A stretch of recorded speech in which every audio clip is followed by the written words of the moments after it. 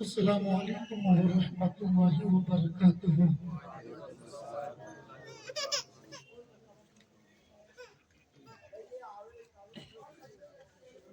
نحمده ونصلي على رسوله الكريم،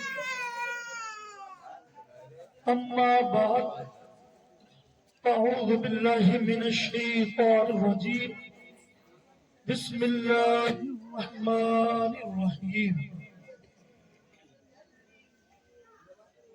ألا إن أولياء الله لا خوف عليهم ولا هم يحزنون۔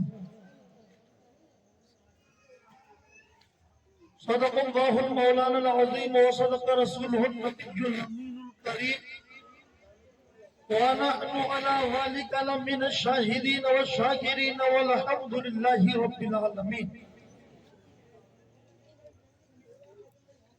بعد توحید کے متوالوں، حسنین کریمین پر اپنا تن من دھن قربان کر دینے والوں، انہی کے نانا جان شفیع المذنبین انیس الغرابین رحمتا للعالمین طہ و یاسین، مراد المشتاقین طہ و یاسین، شمس العارفین محمد الرسول اللہ صلی اللہ تعالیٰ علیہ وسلم کی محبت میں مکمل اور پوری ایمانداری کے ساتھ غلامی کا ثبوت دیتے ہوئے بآواز بلند درود پاک پڑھیں۔ اللہم صلی علی سیدنا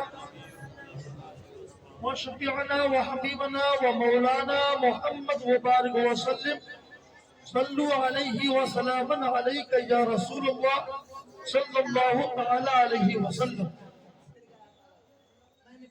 محترم حاضرین، اس پروگرام کا انعقاد، اس پروگرام کو جو رکھا گیا ہے، اس پروگرام کی جو نسبت ہے حضرت مودود چشتی رحمت اللہ علیہ اور حضرت شاہ عالم بابا رحمت اللہ علیہ کے نام سے اس پروگرام کو منسوب کیا گیا۔ ہم سب بہت ہی خوش نصیب ہیں کہ ابھی کچھ وقت پہلے پچھلے جمعہ کو حضرت مودود چشتی رحمت اللہ علیہ کا عرس مبارک ضلع کاس گنج اتر پردیش میں منایا گیا، اور آج احمد آباد میں حضرت شاہ عالم بابا رحمت اللہ علیہ کا عرس منایا جا رہا ہے۔ سمجھ رہے ہیں؟ ہمیں رب کے فضل سے دو ولیوں کا عرس منانے کا موقع مل رہا ہے۔ ہم جب برگین اپنے گاؤں سے گجرات آتے ہیں تو غالباً زیادہ تر لوگ گجرات آنے سے پہلے ایک یا دو دن پہلے وہ حضرت چشتی پیر بابا رحمت اللہ علیہ کی درگاہ پر ضرور جاتے ہیں، فاتحہ پڑھتے ہیں، پھولوں کی چادر چڑھاتے ہیں اور حضرت کے وسیلے سے رب سے دعائیں مانگتے ہیں۔ اور جب ہم یہاں گجرات آ جاتے ہیں تو کوئی قطب عالم بابا رحمت اللہ علیہ کی بارگاہ میں جاتا ہے تو کوئی حضرت شاہ عالم بابا رحمت اللہ علیہ کی بارگاہ میں جاتا ہے۔ ہم چشتی دربار سے اپنا سفر شروع کرتے ہیں اور سہروردی خانقاہ تک پہنچتے ہیں۔ یوں تو ہم چاروں سلاسل کا فیض پاتے ہیں، مگر ہم چشتی دربار سے چلتے ہیں اور سہروردی دربار تک آنا جانا ہمارا لگا رہتا ہے۔ وہاں جاتے ہیں، فاتحہ پڑھتے ہیں، پھولوں کی چادر پیش کرتے ہیں، اور آج سے حضرت شاہ عالم بابا رحمت اللہ علیہ کا عرس شروع ہو گیا ہے۔ تمام لوگ وہاں جائیں گے، فاتحہ پڑھیں گے، پھولوں کی چادر چڑھائیں گے، یا ان کے نام سے غریبوں میں کچھ نہ کچھ ضرور بانٹیں گے۔ کسی کی مالی مدد کریں گے، کسی کو راشن پانی بھرا دیں گے۔ اگر ہم ایسا کریں گے تو انشاءاللہ العزیز حضرت شاہ عالم بابا رحمت اللہ علیہ کے صدقے سے رب کریم ہمارے جائز اور حلال کاروبار میں بے پناہ بے حساب رحمتیں و برکتیں نازل فرمائے گا۔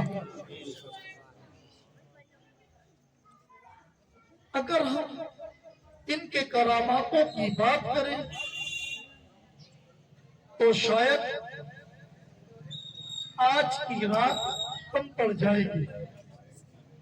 بھرگین کا ہر شخص حضرت چشتی پیر بابا رحمت اللہ علیہ کے روحانی فیضان سے فیض اٹھا رہا ہے۔ یہاں ایسا کوئی ہے پوری محفل میں جو حضرت چشتی پیر بابا رحمت اللہ علیہ کی درگاہ پر نہ جاتا ہو؟ ہر شخص جاتا ہے اور دعائیں بھی کرتا ہے۔ وہ دعائیں ہم اس لیے کرتے ہیں کہ ہمارے عمل اتنے بہتر نہیں ہیں، ہمارے کردار اتنے بہتر نہیں ہیں، ہماری قرآن مقدس کی تلاوت ہر روز نہیں ہے، وقت کی پابندی کے ساتھ نماز کی ہماری پابندی نہیں ہے۔ حالانکہ یہ کام نہ کرنا جو فرض ہے تم پر، تم اس کے گنہگار ہو اور مرنے کے بعد اس کی سزا ضرور پاؤ گے۔ اس لیے اپنے فرائض کا خاص خیال رکھو، بالکل خاص خیال رکھو، کیونکہ ہم جس چشتی پیر بابا رحمت اللہ علیہ کو مانتے ہیں ان کا یہ پیغام ہے کہ نمازوں کی پابندی وقت کے ساتھ باجماعت کی جائے۔ ان کا یہ حکم ہے کہ اگر ہم صاحب مال ہیں تو ہم اپنے مال سے پوری سال کا حساب جوڑ کر اس مال کی زکوٰۃ ان کے مستحقین کو دیں جو اس زکوٰۃ کو لینے کے مستحق ہیں۔ حالانکہ ایک مسئلہ کچھ اس طرح چلتا ہے کہ ہم اپنے مال کی زکوٰۃ فقیر کو دیتے ہیں۔ اب اگر وہ فقیر امیر ہے تو ہمیں اسے نہیں دینا چاہیے، اور جو فقیر امیر ہے اسے لینا بھی نہیں چاہیے۔ اس زکوٰۃ کے مستحق وہ ہیں جو بہت غریب و نادار مسکین ہیں، یا وہ لوگ ہیں جن کا کوئی سہارا نہیں ہے۔ یہ ہمیں حضرت مودود چشتی رحمت اللہ علیہ سے درس ملتا ہے، اور ہمیں درس یہ ملتا ہے کہ مرد جب راستے میں چلے تو اپنی نگاہیں جھکا کر چلے۔ عورتوں کو بھی پردے کا حکم ہے، مگر مرد کو بھی نگاہیں نیچی کر کے چلنے کا حکم ہے۔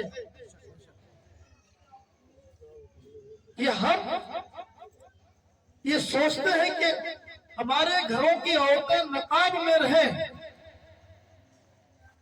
تو اے حاضرین، ہم سب بھی اپنی نگاہیں نیچی رکھیں، اپنی اوقات میں رہیں، اب یہ ہماری محبت ہوگی حضرت مودود چشتی رحمت اللہ علیہ سے۔ ورنہ ہماری فاتحہ کے وہ محتاج تھوڑی ہیں، ہمارے چند پھولوں کے محتاج تھوڑی ہیں۔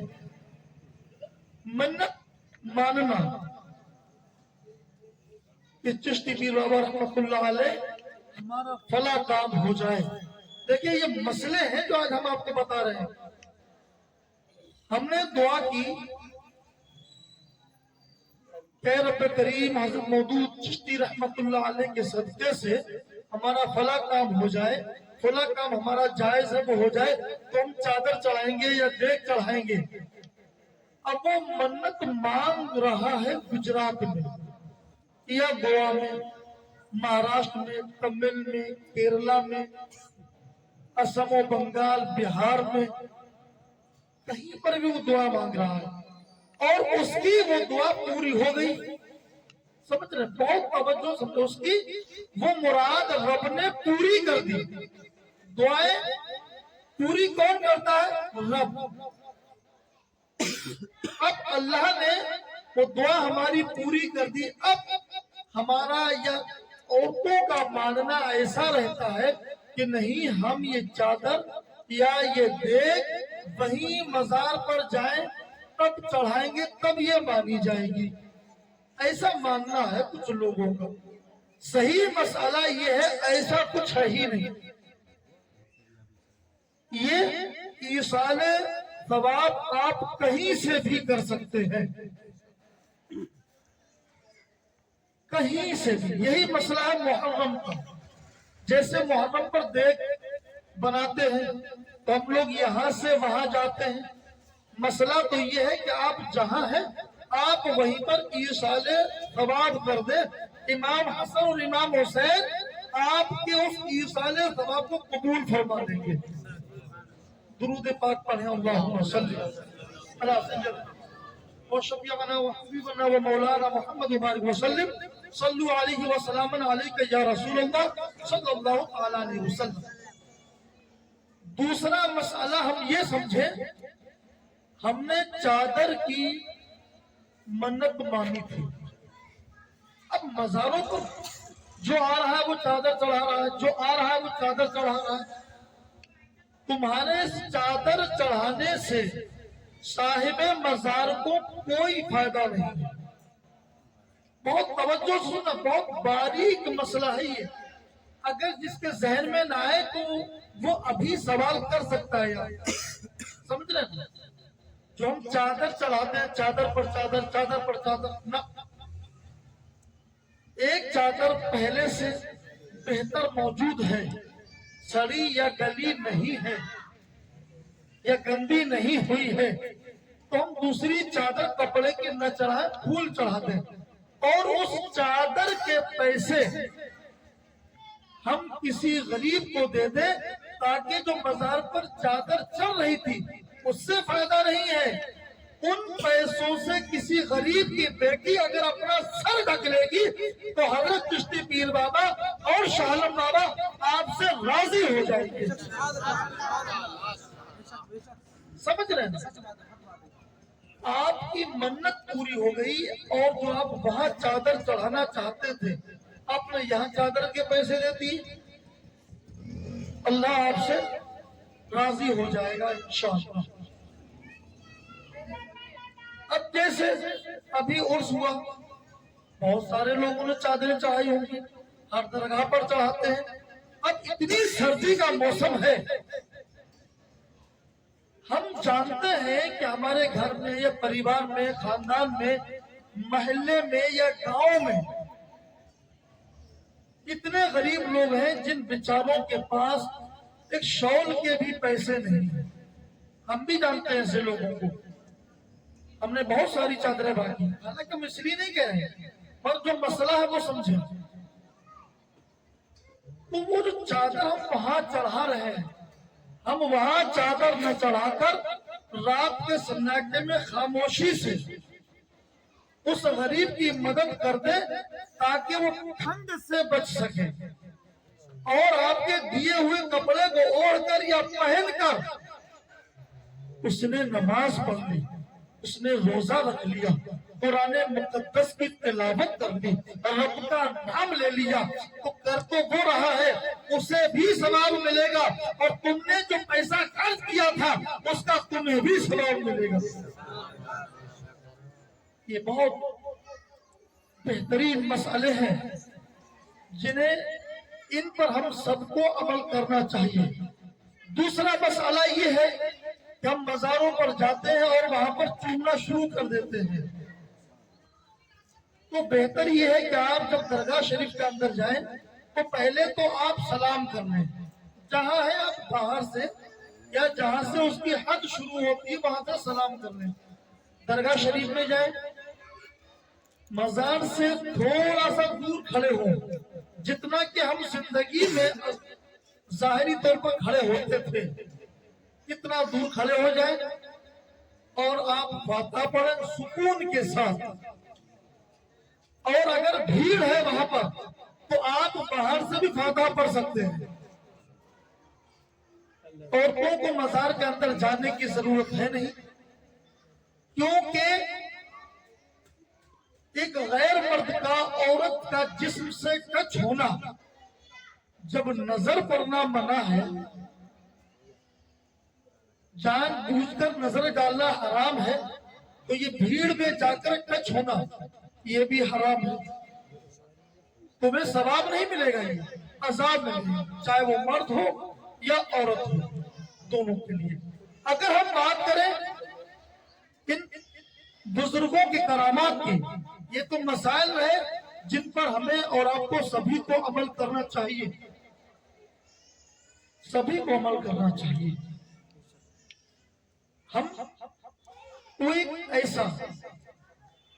ایسی تنظیم بنائیں جو ہم بزرگان دین کے نام پر غریبوں کی مدد کریں، مستحقین کا حق ادا کریں، ان کے کتابوں کے لیے انہیں ہم کتابیں دلوائیں، قرآن پاک دلوائیں، پینسل اور قلم دلوائیں، تاکہ ان بزرگوں کے نام سے جب ہم ان مسلمانوں کی مدد کریں گے تو جو بچے آج گلیوں میں گھومتے پھرتے ہیں کچھ تو غریب ہیں، مجبور ہیں، اور کچھ مسلمان اتنے مغرور ہیں ان کے پاس سب کچھ اپنے بچوں کو پھر بھی نکھلا اور جاہل بنائے رکھنا چاہتے ہیں۔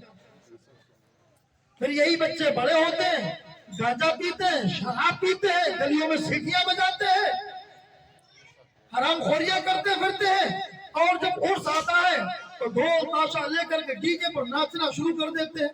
اگر کوئی عالم منع کرتا ہے تو کہتے ہیں کہ دیکھو یہ ہمیں عرس نہیں منانے دے رہے، یہ جاہل کو پتہ ہی نہیں ہے کہ عرس منانے کا طریقہ کیا ہے۔ عرس کا معنی ہے جس تاریخ میں، جس وقت میں، جس ولی اللہ نے اس دنیا کو الوداع کہا ہو، اس وقت میں، اس تاریخ میں ہم فاتحہ خوانی کریں، یہ ہے عرس۔ سمجھ رہے ہیں؟ اتنا زیادہ تو، اتنا زیادہ پیسہ ہم غریبوں میں واقع حضرت کے نام سے لنگر کریں، غریبوں کو لنگر بانٹ دیں۔ بہت سارے امیر ہیں اور ایسے امیر بھی دیکھنے میں آتے ہیں کہ غریبوں کا مال بھی لے کے چلے جاتے ہیں، اور کچھ درگاہوں پر اتنے مسکنجے بیٹھے ہوئے ہیں، ایسے مسکنجے بیٹھے رات کے اندھیرے میں گول کے توڑی اور پیسہ لے گئے۔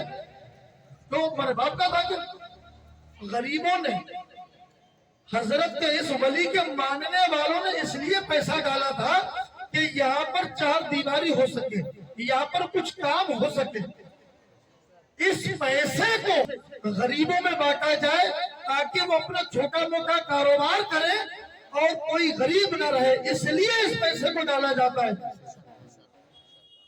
تم سارا پیسہ لوٹا رہے ہو، کیوں نہیں؟ یہ غریبوں میں بانٹو۔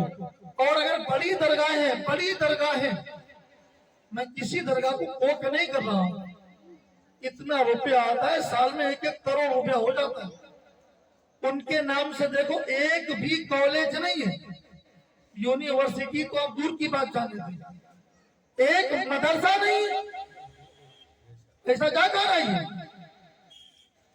اگر یہ مدرسے ان خانقاہوں سے کھل جائیں تو چندہ کرنے کی ضرورت ہی نہیں ہے. بیچارے علماء گھر گھر جاتے ہیں، چندہ کرتے ہیں. تمہاری اولادیں پڑھے اور تمہارے لیے علماء بھیک مانگے، اور تم ہوٹلوں پر بیٹھ کر علماء کے خلاف زبان درازی کرو.